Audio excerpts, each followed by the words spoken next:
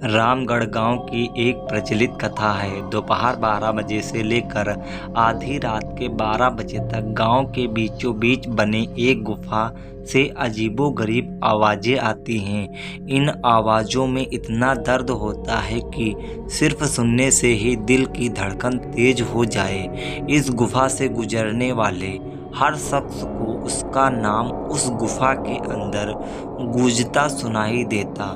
पिछले 37 सालों से इस गुफा के अंदर से भयानक आवाज़ें और ख़तरनाक हरकतें हो जा रही हैं।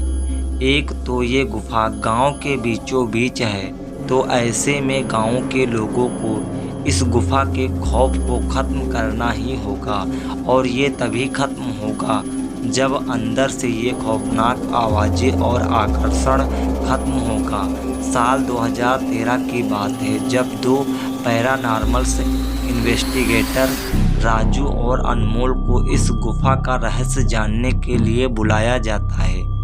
दोनों गुफा की ओर जाते हैं, तभी गांव का एक आदमी गोपाल उन दोनों से कहता है, गोपाल साहब, आप लोग अंदर जाने की जिद छोड़ दो।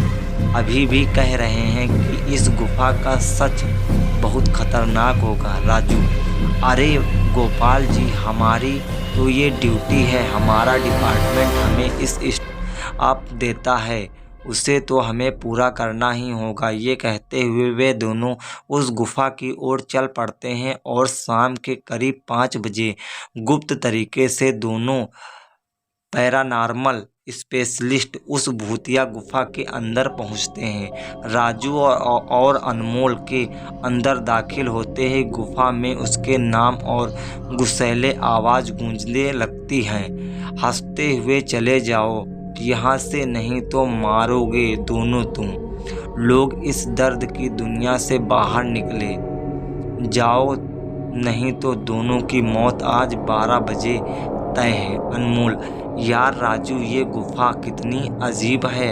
आज तक ऐसी कोई केस हैंडल नहीं किया जहां बेजुबा गुफा धमकी देती हो। राजू, भूतिया जगह हमेशा अजीब और ख़तरनाक ही होती है। बस अब सोच कर और टार्च की मदद से पिक्चर कलेक्ट कर उस गुफा के अंत में एक दरवाज़ा दिखाई देता है। उस दरवाजे पर लिखा था दूसरी दुनिया का दरवाज़ा। अनमोल मन ही मन में सोच रहा है कि ये दरवाज़ा कहीं दूसरी दुनिया का तो नहीं है। उस दरवाजे उस पार एक आवाज़ सुनाई देती है, अनमोल बेटा, मैं तुम्हारा दादा, मेरे पास आ जाओ। अनमोल, बाप रे, ये कैसा दरवाज़ा है, ये तो मेरे दादाजी की आवाज़ है। अनमोल को उस दरवाजे के पीछे उसके दादाजी की आवाज़ सुनाई दे रही है। वे सुनकर अनमोल खुश और इमोशनल हो रहा है। इसी इमोशनल में वो एक गलती करने जा रहा था। उसने दरवाज़ा खोलने के लिए हाथ आगे बढ़ाया कि तभी पीछे से राजू की एक चीख पूरे गुफाओं में गूंजने लगी। राजू की चीख सुनकर अनमोल भागता हुआ पीछे गया।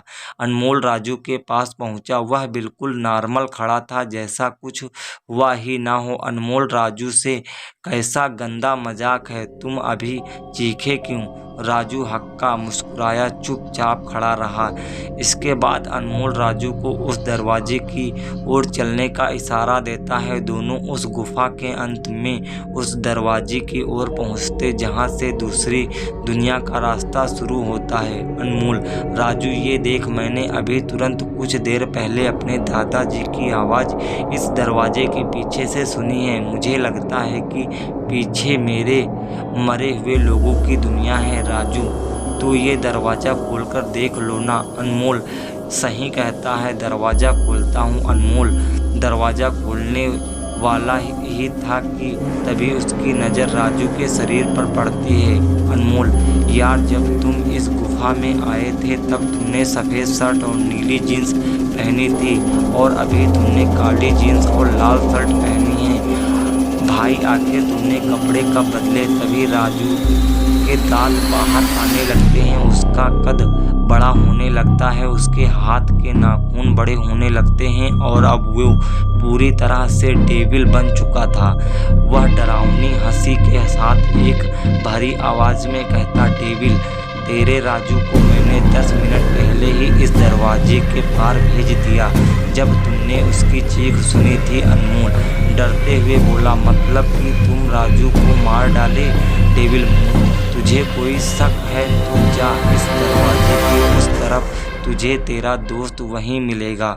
जिस दुनिया से तू आया है वहाँ मरने से पहले लोग रहते हैं, और अब तू जिस दुनिया में जाएगा वहाँ मरने के बाद लोग रहते हैं। मौत की दुनिया में तेरा स्वागत है। इसके बाद अनमोल भागने की कोशिश करता, लेकिन सामने वो राक्षस खड़ा था। अब एकमात्र रास्ता वो दरवाज़ा था। उसने सोचा, ये दरवाज़ा इस गुफा के बाहर जाने का रास्ता है। अनमोल खुद ही जान बचाने के लिए दरवाज़ा खोल देता। उसको दरवाजे के अंदर पूरा अंधेरा दिखाई देता। उस दरवाजे के अंदर से रोने और चिल्लाने की आवाज़ें आने लगती हैं। अनमोल इससे पहले ही दरवाजे को बंद करता, एक लंबा सा हाथ उस दरवाजे के अंदर से आया और अनमोल को उस दूसरी दुनिया की तरफ खींच लिया, जिससे अनमोल की एक तेज चीख निकली गई और वह डेविल भी जोरों से हंसने लगा। आज तक कई लोगों ने गुफा के अंदर जाकर उसके रहस्य को जानने की कोशिश की, लेकिन कोई भी उस गुफा का रहस्य नहीं जान पाया। अगर यह हॉरर स्टोरी आपको पसंद आई हो तो वीडियो को लाइक और चैनल को सब्सक्राइब जरूर करें।